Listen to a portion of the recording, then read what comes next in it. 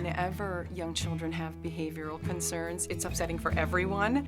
Sometimes we can get wrapped up in wanting to just stop that behavior rather than thinking about the root cause of the behavior. And really, if we stop there, it's a missed opportunity. I think that's a great reason to sort of want to slow down a little bit and think back to why might this be happening?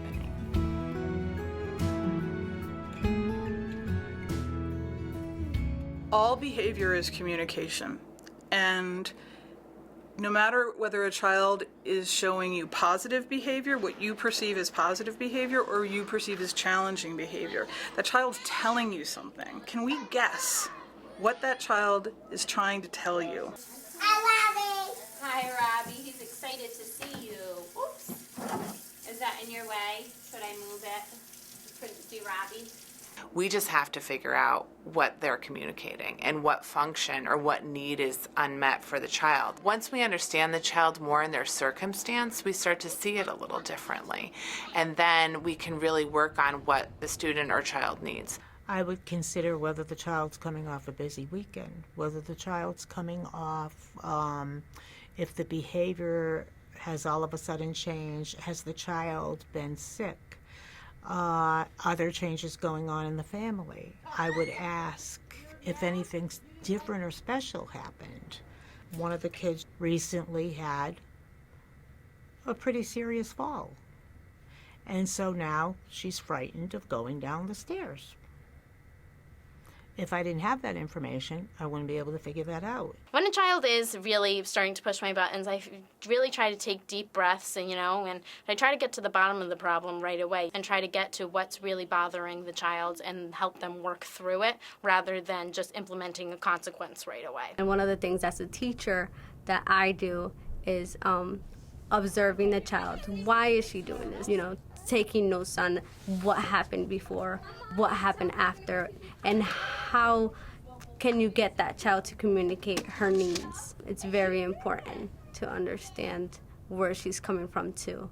One thing I ask teachers to keep in mind all the time is to be reflective in their relationships that they have with parents and with children. That's the first thing that we need to think of as teachers when we enter a classroom. We're also in a relationship with that child, so they're learning how to go about doing the right thing or what's a really good pro-social skill to have by just being in a relationship with you.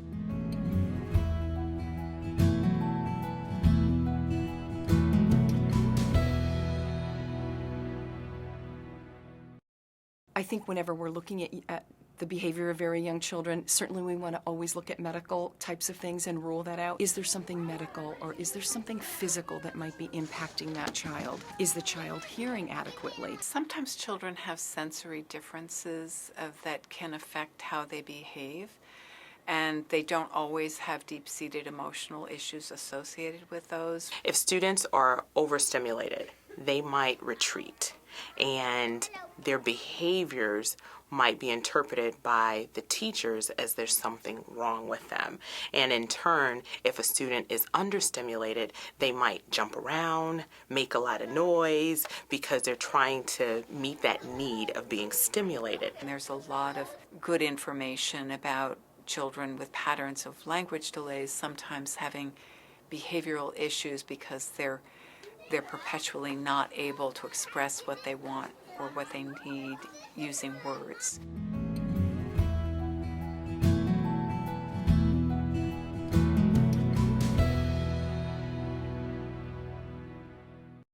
Sometimes the stages of development may involve behaviors that seem inappropriate or out of line, but may actually be a natural phase that children go through. Very young infants have a job of establishing security and safety, so they are going to cry. That's their only tool that they have to let you know that they need you.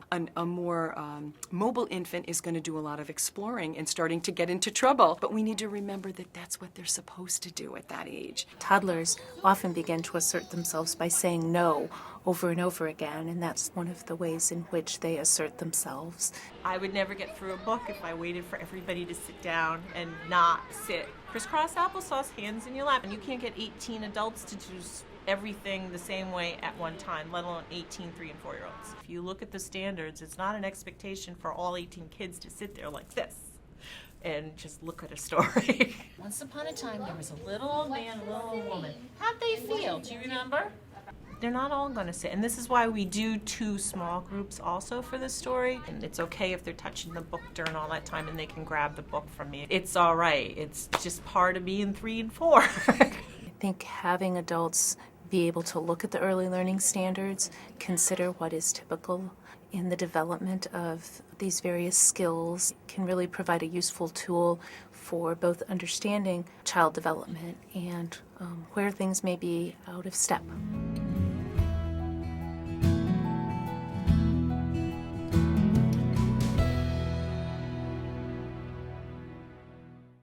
We always need to be thinking about what might be a uniqueness that a particular child might be bringing. Some children are very auditory learners. Some children are very kinesthetic learners. Good job.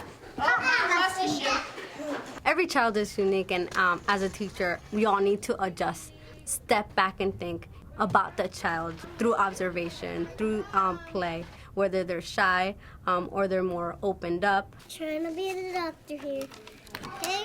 I'm trying to save the baby. You can be the nurse, okay? Be the nurse.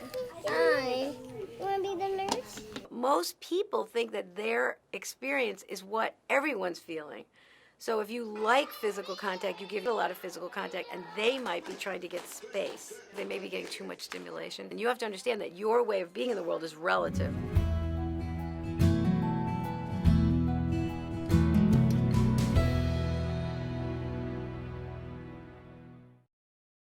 How the family interacts with their child is very important. I think that's when you find out about family culture. One child might be able to run around freely and explore their environment, while the other one was taught to sit still and only move when an adult gives them permission to move. So if you have both within your classroom and you have one child exploring and the other child who's timid or appears to be timid, it is not that one is not learning and one that is misbehaving, is that they've been taught differently within their households. Cultural influences are a very big part of, I would say, the child's development.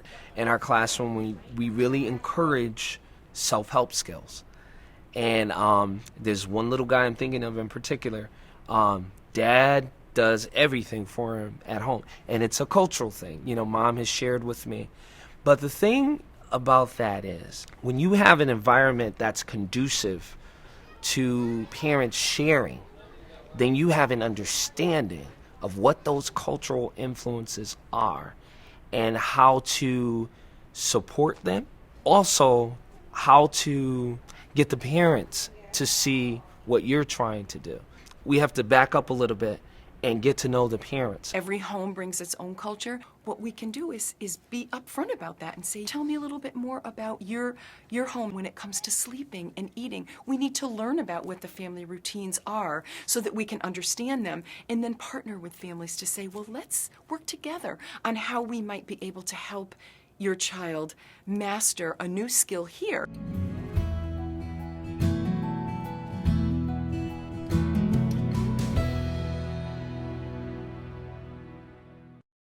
Children's external environment has a large impact on how they're able to manage themselves. Highly distractible children are going to have a really hard time maintaining focus and attention and staying on task if they're constantly bombarded with sound and activity. I think sometimes it's a really good practice for teachers to maybe just sit on the floor and just look around and listen.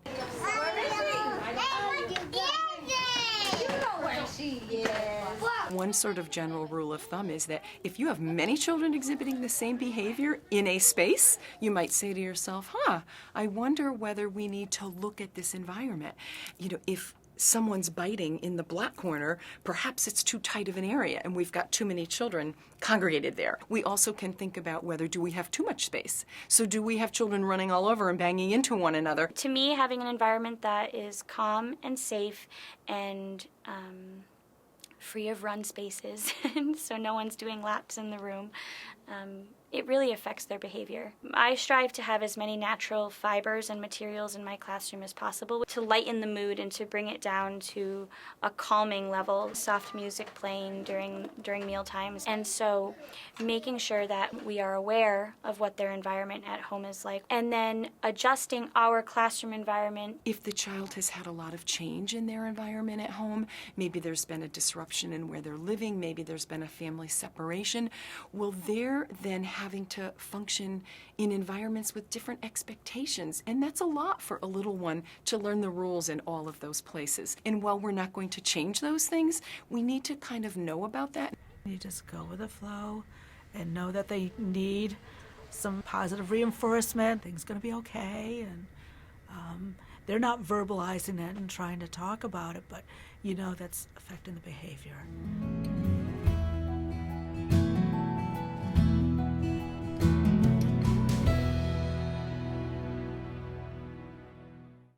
Children can only do what they know, right? They just haven't learned new things yet. So it's our role as teachers and parents and caregivers to teach those new things, new skills for them, and give them plenty of time to practice them. And we have to be patient and remember that they are learning. Who is that? Oh, stop. No. How are we using these phones? Andrew, can you feel how hard this is? Touch it with your fingernail. Touch it. What would happen if this hit a friend? What would happen if you threw it and it bumped a friend? Ouch! That could make a big, big boo-boo. We're going to roll the balls. You may roll the balls. We do a lot of talking when there is inappropriate behavior. You know, I address that and I'll say, no, that's not nice, hitting her, so you took this away, and now she's sad. Wait a minute, ask, you have to use your words, ask Lexi. See, she shared with you. Behavior is one of those things that adults think children should just kind of learn or pick up on their own. I asked teachers to think of it as, would you expect them to learn how to read on their own? If I want them to act this way, do they have the skills to do it? And if they don't, how can I teach them? How can I support them to have it? How can I remind them of what to do? Oh, Dustin, he doesn't know what you want to say unless you use your words. What would you like to tell him? What would you like to tell him with your words? Please don't do that.